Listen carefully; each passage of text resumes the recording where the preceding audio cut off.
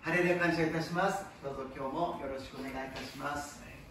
오늘 하나님의 말씀은 빌립보서입니다. 빌립비전의 대감이 4章 6節から 7節までを 読んでみましょう. 빌립보서 4장 6절에서 7절까지를 함께 읽겠습니다. 何も思い煩わないであらゆる場合に感謝を持って捧げる祈りと願いをあなた方の願い事を神に知っていただきなさい。そうすれば人のすべての考えに勝る神の平安があなた方の心と思いをキリストイエスにあって守ってくれます。今日も御言葉を5つ読んでみましょう。5개 말씀을 읽겠습니다. 20번その時にイチジクの木は花を咲かせず、ブドウの木は実を実らせず、オリーブの木も実りがなく、畑は食物を出さない、羊は囲いからたり、牛は牛舎にいなくなる。しかし私は主にあって喜び勇み、私の救いの神にあって喜ぶ。アメン。21番、私はどんな境遇にあっても満ち足りることを学びました。私は私を強くしてくださる方によってどんなことでもできるのです。アメン。22番、喜ぶ者と一緒に喜び、泣く者と一緒に泣きなさい。アメン。23番、神は霊ですから、神を礼拝する者は霊の誠によって礼拝しなければなりません。アメン。24番、あなた方は人を再び地獄に陥れるようなお祈りを受けたのではなく、落としてくださる御霊を受けたのです。私たちは御霊によって「アワ父」と呼びます。アメン。今日私は本文ピリピ人の手紙4章6節から7節までの御言葉を持ちまして、何も思い煩うな、このような題で恵みを分かち合いたいと思います。오늘 빌립보서 4장 6절에서 7절까지 말씀을 가지고 아무것도 염려하지 말라, 아무것도 염려하지 말라, 이런 제목으로 은혜를 나누고자 합니다. 옛날에 스트레스라는 단어가 나오기 시작하여서 모든 것이 스트레스로 인하여서 병의 근원이 된다는 이야기를 들었습니다. 그런데 지금은 그때보다도 한 10%에서 30%가 더 이 스트레스가 증가되었다고 이야기합니다. 私たちがストレスという単語を聞いてからですね、すべての病気というものはストレスから私たちが病の元になっていますよという話を聞きました。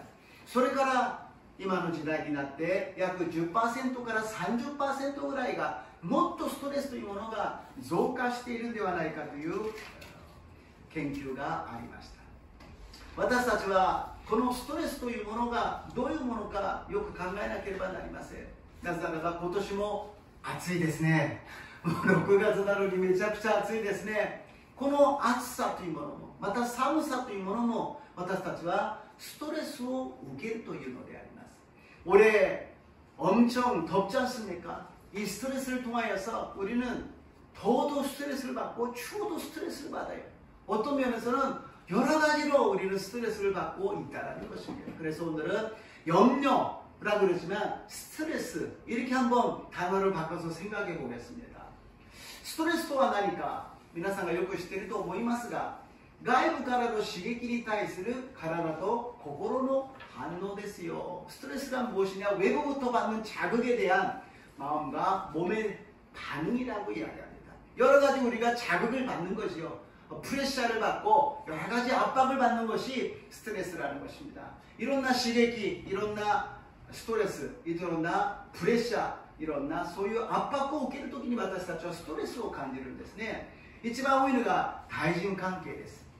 そして仕事、上司や部下や取引先がいろんなことでプレッシャーを受けるものですね。また騒音、うるさいという音をわーっと聞くと私たちはこのストレスを感じるし、先ほど言ったように気温で高くても寒くてもストレスを受ける。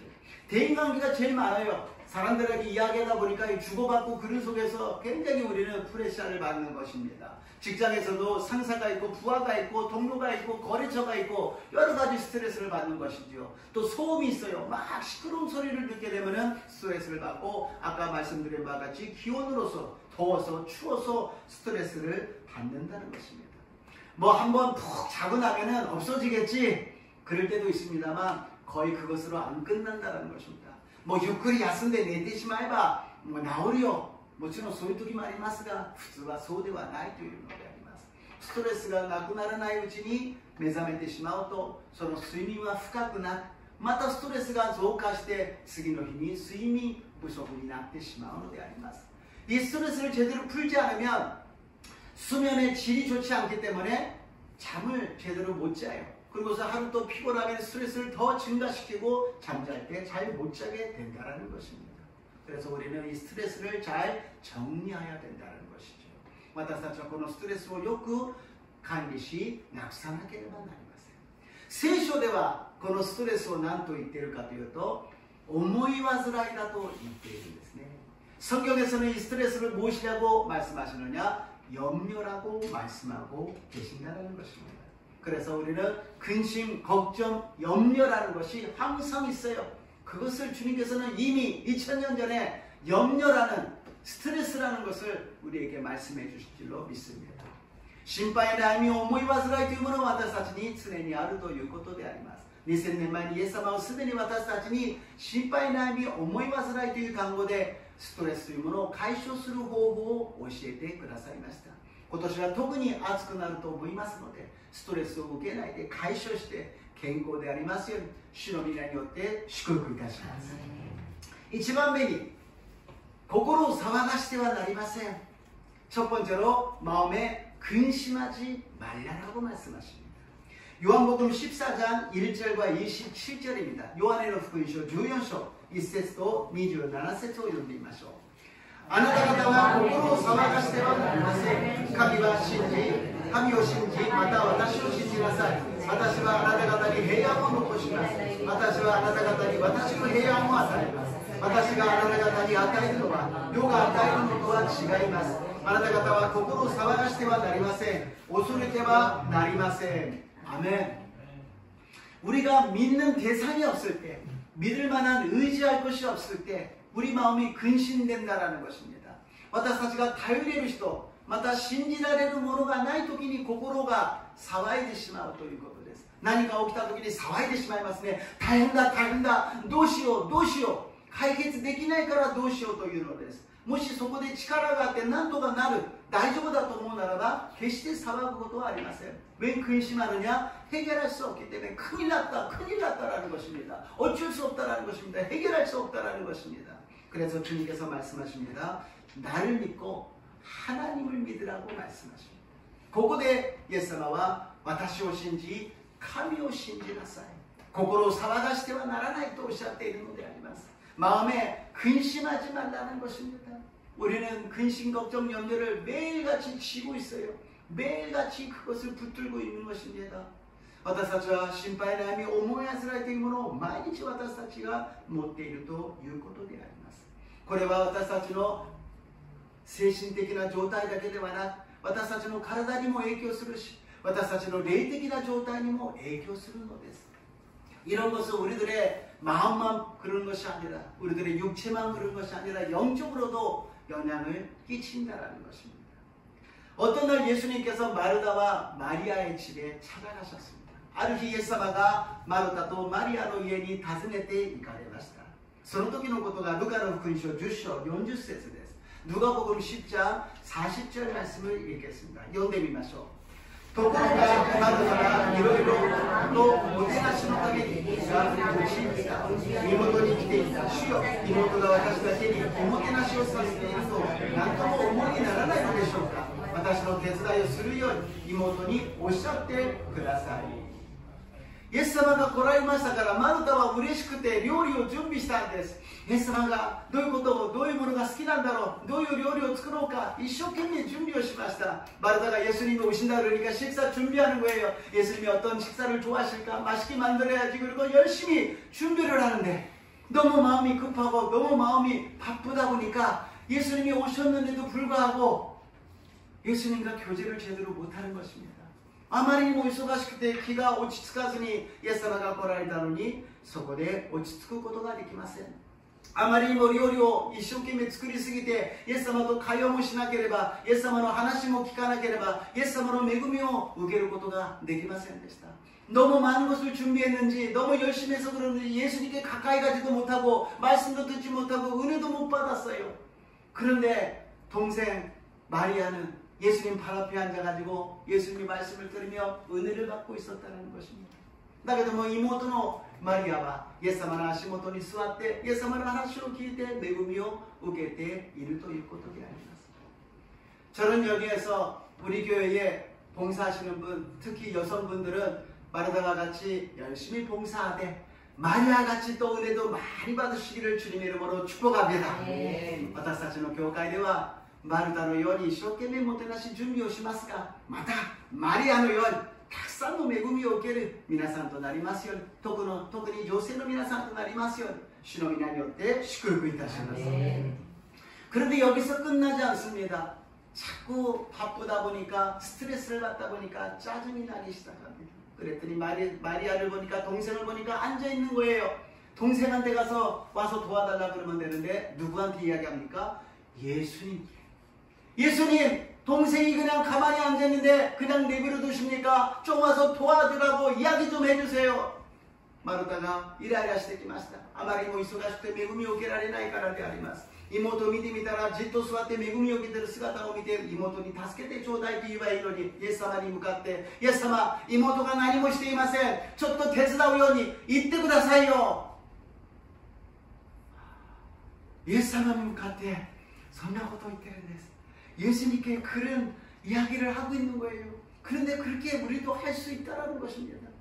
저도 설교 준비하고 성도님 모시는 거 준비하고 이것저것 막 왔다 갔다 하면 막 마음이 스트레스를 받아가지고 은혜가 없어져요. 예수님이 빠져버립니다.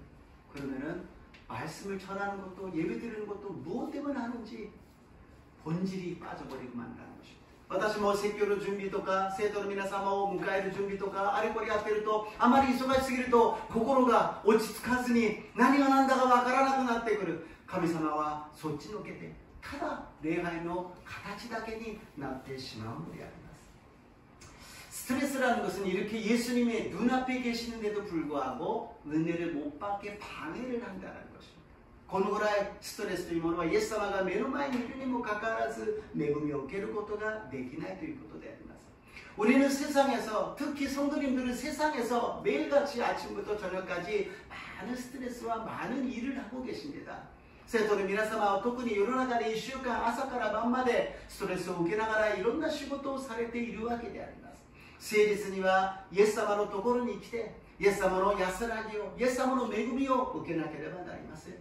이 주일날에는 주님 앞에 와서 주님의 안식과 주님의 평안함과 주님의 은혜를 받아야 된다는 것입니다. 예수님께서는 수고하고 무거운 짐진 자들아 다 내게 오라고 말씀하셨습니다. 일주간 피곤하고 지친 몸을 가지고 다 나한테 오라고 말씀하십니다. イエス様はすべて疲れた人、重荷を負っている人、私のところに来なさい。1週間大変だったでしょ。1週間疲れたでしょ。私のところに来て休みなさいとおっしゃっているのであります。 今日もイエス様が私たちの目の前にいらっしゃいます。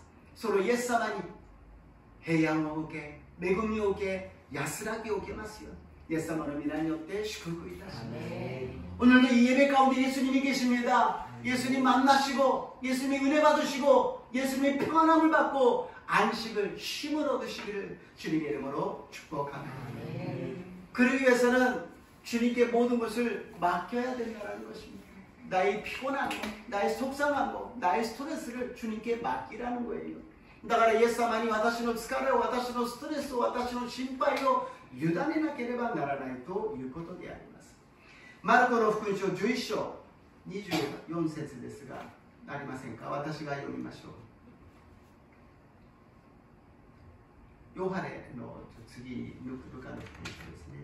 はい、マルコの福音書11章24節に、だからあなた方に言うのです。 祈って求めるものは何でもすでに受けたと信じなさい。そうすればその通りになります。 그러므로 내가 너희에게 말하노니 무엇이든지 기도하고 구한 것은 받은 줄로 믿으라. 그리하면 너희에게 그대로 되리라. 기도라는 것은 주님께 맡기는 것입니다. 기도하면 받은 줄로 믿으라. 그러니까 이미 주님께 맡겼으니까 자기는 해결됐다고 믿으라는 것입니다.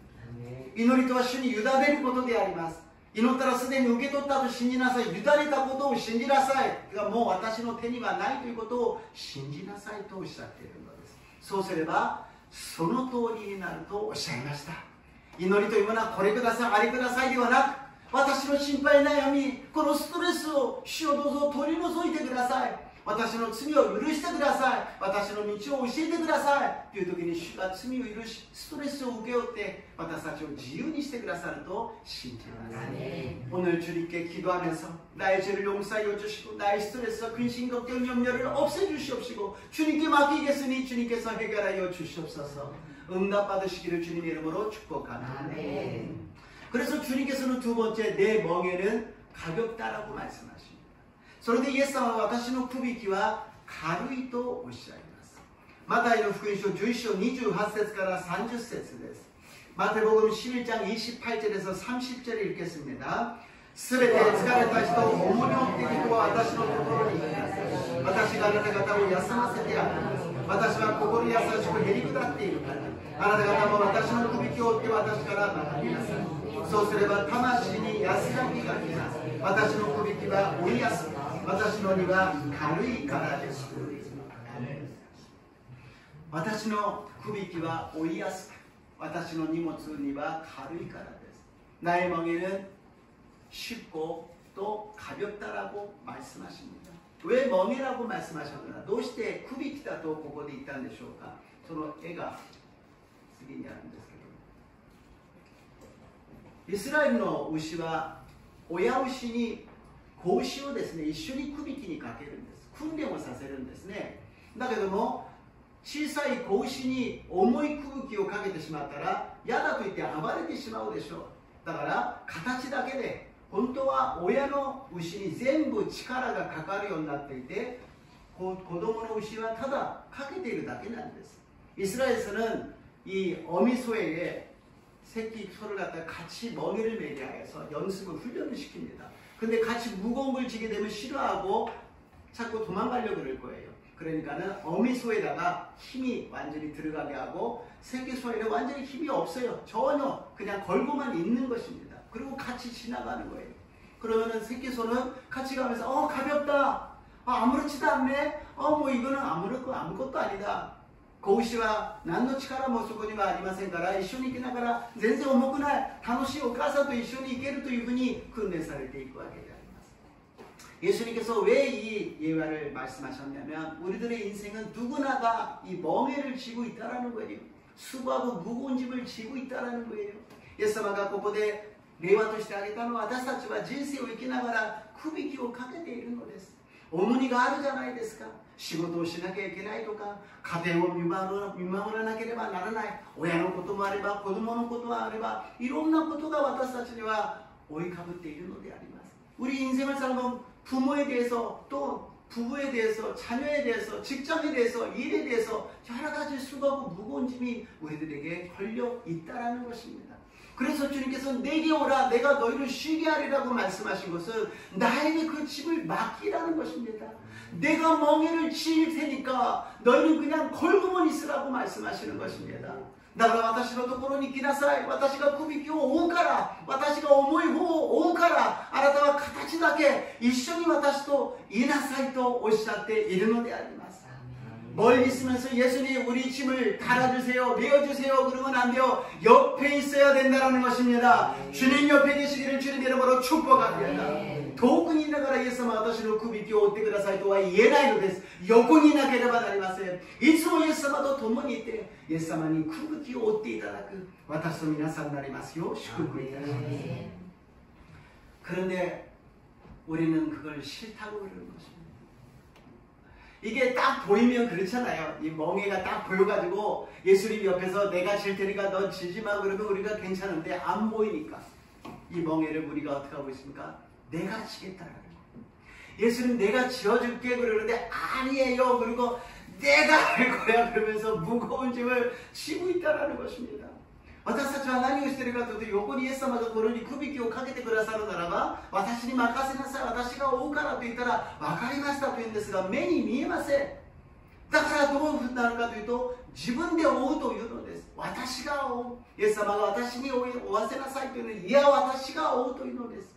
犬の散歩をすると、訓練された犬は言うことをよく聞きますね。横で主人の横を一緒に歩いていきます。でも訓練されてない犬はどうなりますか？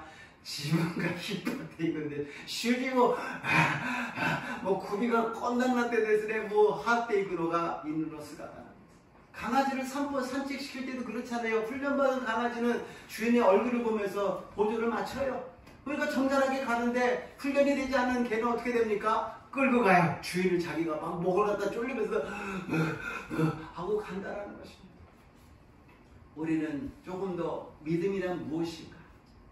나의 근심 걱정 내가 해결하지 못하는 것, 문제도 많이 있고 질병도 있고 어떻게 살아가야 될까? 여러 가지 어려운 일이 있어요. 그런 무거운 짐을 주님께 맡기시기를 주님의 이름으로 축복합니다. 私たちは信仰とは何か、信仰によって生きるとは何か、私の疲れと重荷とは何か、それを委ねるとは何か、それをしっかりと考え、しっかりと理解し、しっかりと実践して平安を受けますように祝福いたします。第一ペテロ5章の7節です。베드로전서 5장 7절 말씀을 읽겠습니다. あなた方の思い煩いを一切神に委ねなさい。神があなた方のことを心配してくださるからです。アメン。なんと言ってますか？神が心配してくださるんです。私たちが心配してしまうんです。ああ、心配で心配でしょうがない。神様の領域を私たちが越権行為をしているのです。 우리를 돌봐주십니다. 일본말로 심파이스를 걱정하는 있다는 것은 하나님이 우리를 걱정해 주시는데 우리가 걱정하고 있다는 것입니다. 이제 절대로 걱정하지 마시고 주님께 맡기시기를 주님의 이름으로 축복합니다. 우리가 절대 私たちは心配しないで主に委ねますようにイエス様の皆によって祝福いたします。もうこの御言葉を準備して黙想しながら祈っている時にどんなに心が平安になったか分かりません。 이 말씀을 준비하고 기도하고 묵상하면서 얼마나 마음이 편안해지는지 모릅니다. 설교하는 것도 스트레스거든요. 준비하는 것도 스트레스입니다. 근데 말씀을 준비하면서 주님께 맡게 됐습니다. 주님이 역사하여 주시옵소서. 주님이 은혜를 내려 주시옵소서.説教するのもある意味ではストレスなんです。だけども準備しながら主よあなたに委ねます。あなたが恵みを与えてください。あなたが導いてください。これに全てのことを委ねる 私と皆さんになりますよう祝福いたします。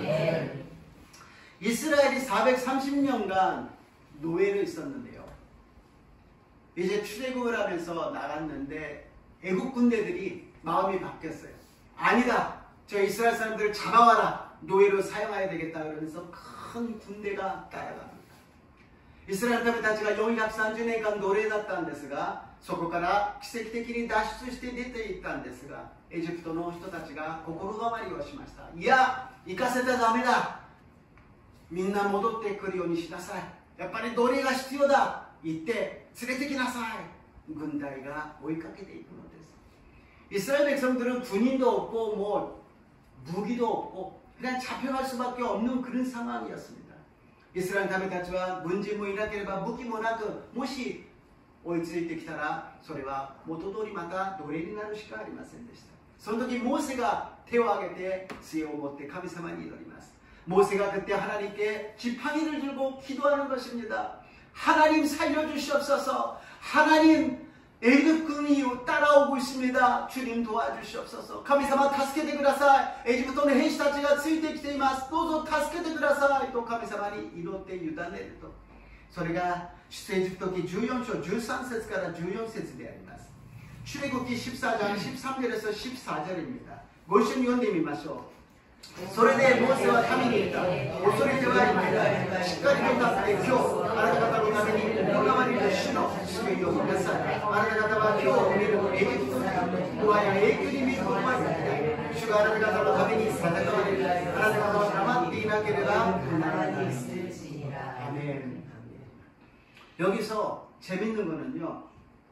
한국말로는 너희는 가만히 서서라고 되어 있어요. 가만히 서서라고 되어 있는데 일본 말에는 시카리 탔대라고 되어 있어요. ここで面白いのは日本語ではしっかり立ってというふうに言ってるんですね。だけど韓国語は黙って立ってくださいというんです。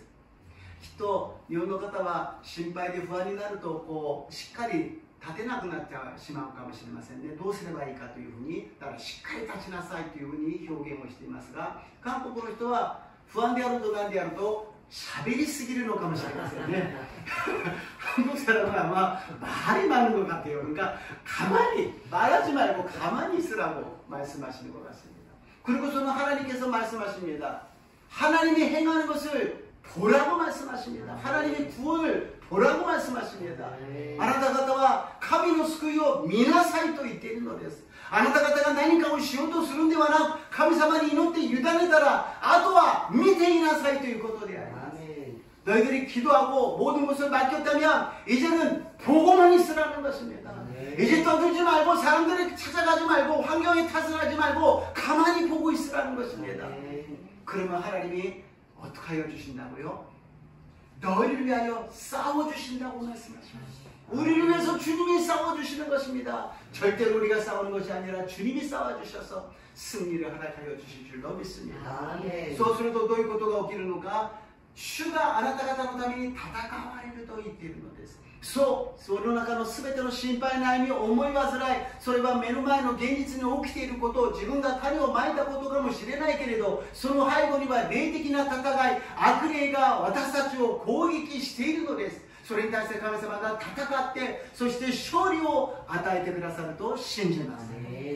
우리들이 신고 거두는 법칙으로서 여러 가지 일을 일으키고 있겠지요. 원인은 우리들에게 있겠지요. 근심, 걱정, 염려, 문제 다 원인이 있겠지요. 그러나 그 배후에는 마귀가 역사하고 있어서 우리들을 넘어뜨리려고 그러는 것입니다. 믿음을 빼앗아가려고 하는 것입니다. 믿음을 도둑질하고 죽이고 멸망시키려고 그러는 것입니다. 그때 하나님께 맡기면 이 문제뿐만이 아니라 영적인 승리를 우리에게 주실 줄로 믿습니다.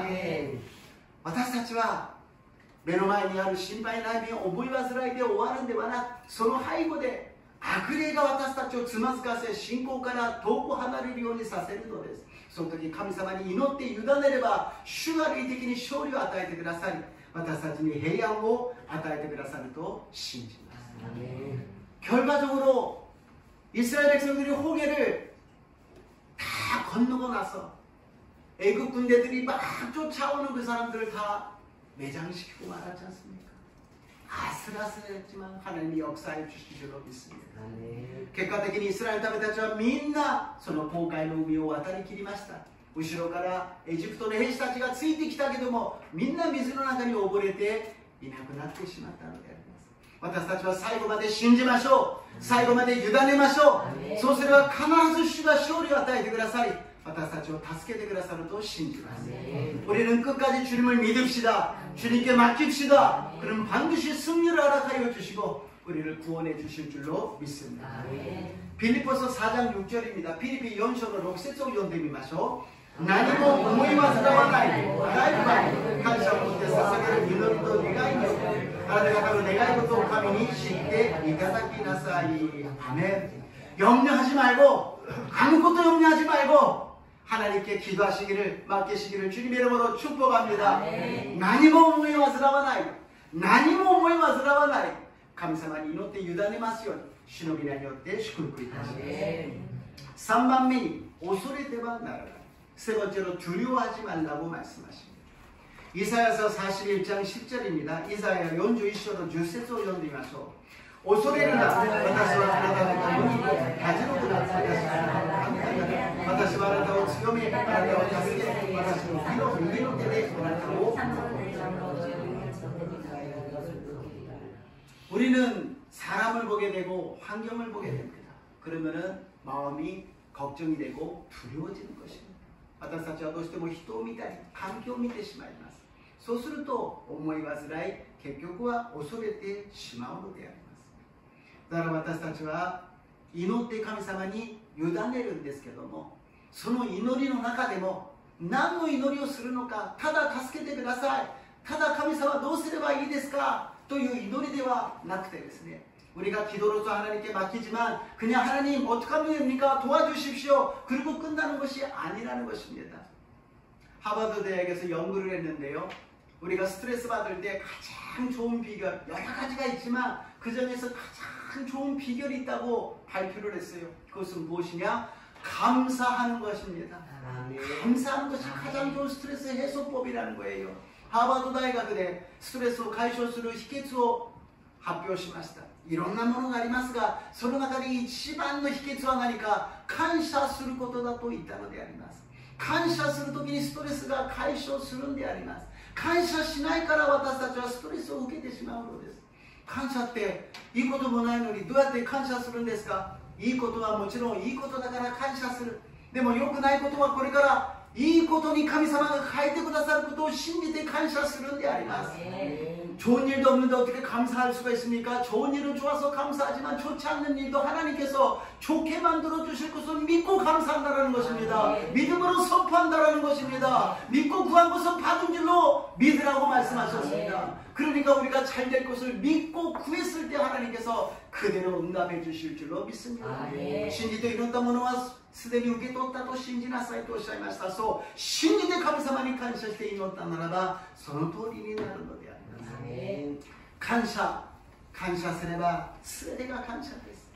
暑いのも感謝、寒いのも感謝、騒音があってうるさいのも感謝、静かなのも感謝、会社で嫌なことがあっても感謝、いいことがあっても感謝、対人関係で嫌な思いをしても感謝、いい思いをしても感謝であります。第一テサロニカテモテですね、4章の4節です。テモテ전서 4장 4절 말씀이 있겠습니다. 第一テモテ4章の4節です。神が作られたものには良いもので感謝して受けるもの、捨てるべきものは何一つありません。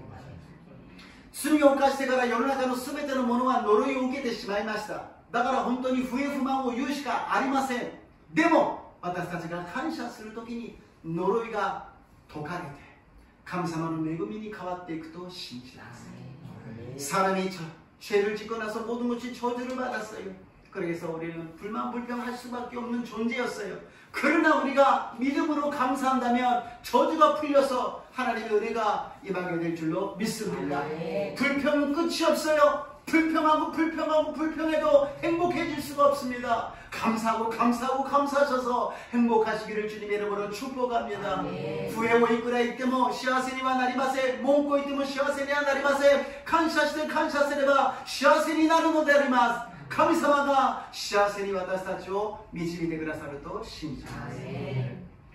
어떤 회사가 철도 공사를 하는데 터널을 파게 되었습니다. 아르鉄道会社の下請けで工事を担ったのにトンネルを掘ることになりました。だいたい山を削って穴を開けると水が出るものですが 산을 갖다가 깎기 시작하면 거기서 물이 나오는 건 보통이지만 거기는 특별히 물이 많이 나왔대요. 통그리 속과 미스가 이빨出てくるところです。だけどもどんどん開けなさいと言って工事をしていたんですがあまりにも水が多く出るのでこれは大変だということになりました。 그래도 공사를 하고 있었는데 너무 물이 많이 나오니까 이건 큰일이라고 되었어요.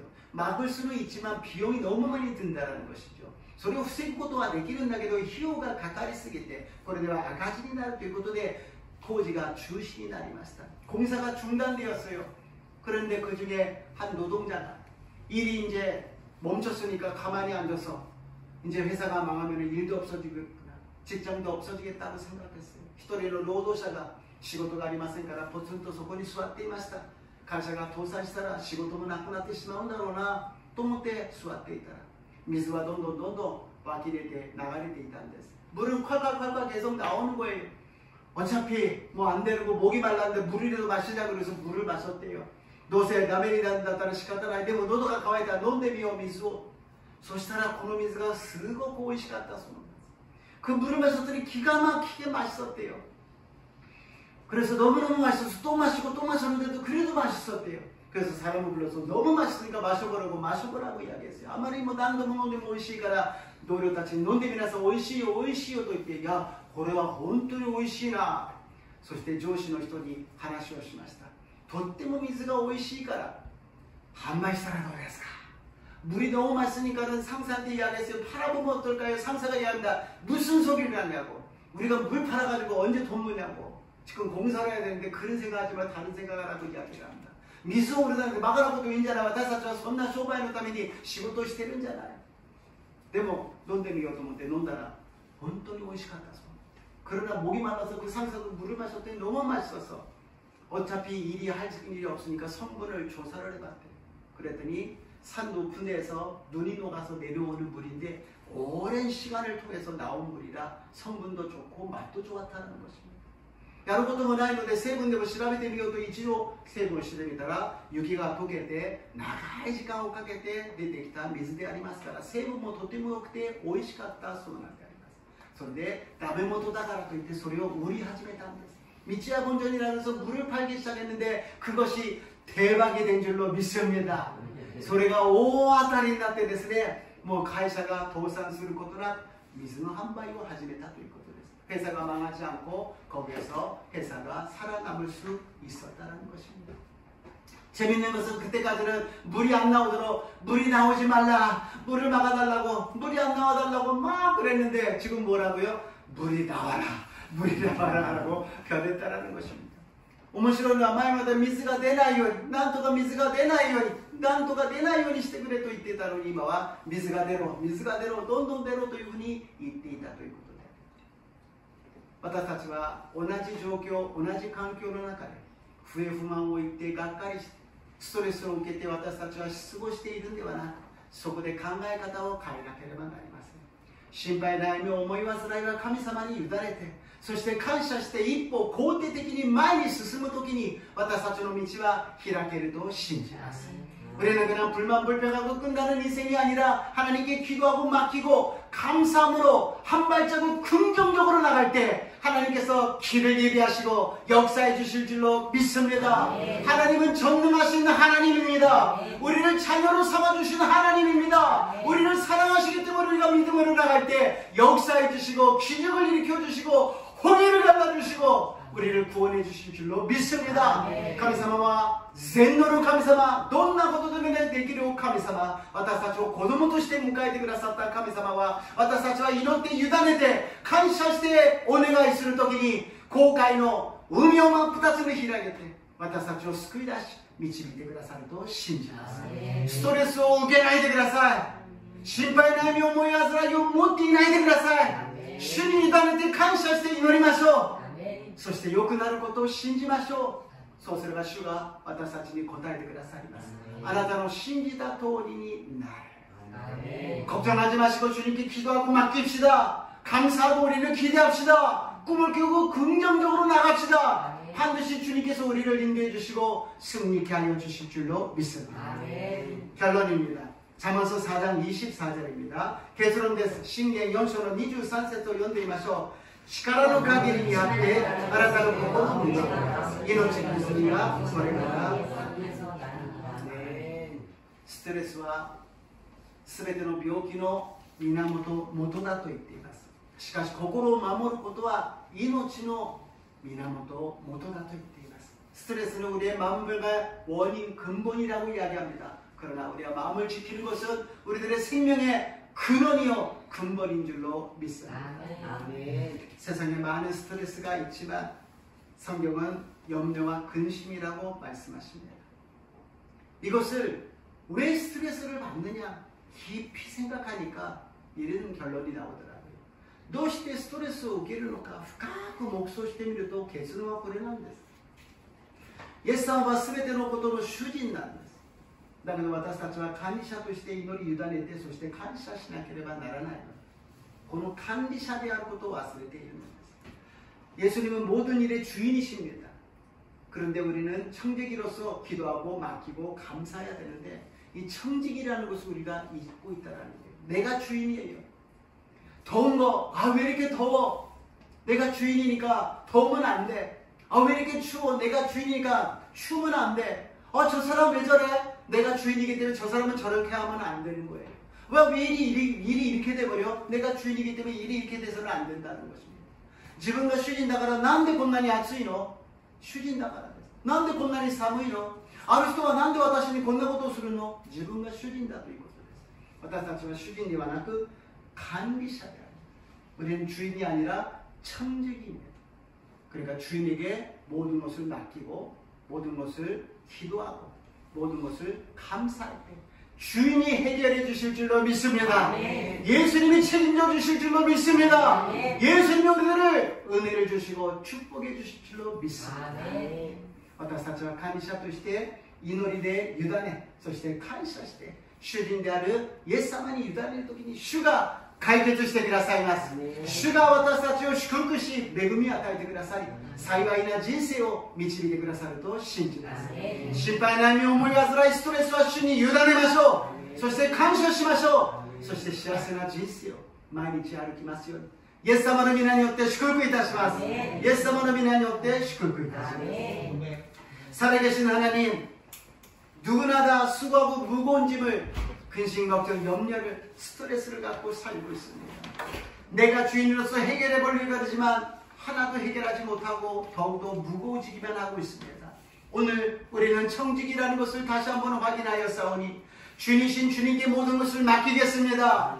주님 기도로 맡기겠습니다. 감사함으로 맡기겠습니다. 주님께서 해결하여 주시고 주님께서 역사하여 주시옵소서. 人は誰でも心配悩み思い煩いストレスを抱えて生きています。自分で主人として解決しようとしたけれど何一つ解決することなくかえって重荷を負うことになりました。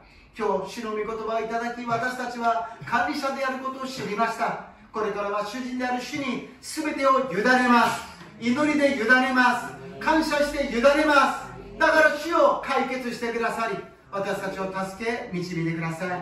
そしてあなたの御心通りに神の栄光を表してください。 하나님의 뜻이 하늘에서 이루어진 것 같이 우리들의 생활 속에 나타나게 하여 주시옵소서. 감사드리며 예수님 이름으로 기도드리옵나이다. 감사してイエス様の皆によってお祈りいたします。アメン。賛美を捧げて祈ってまいりましょう。찬양합니다.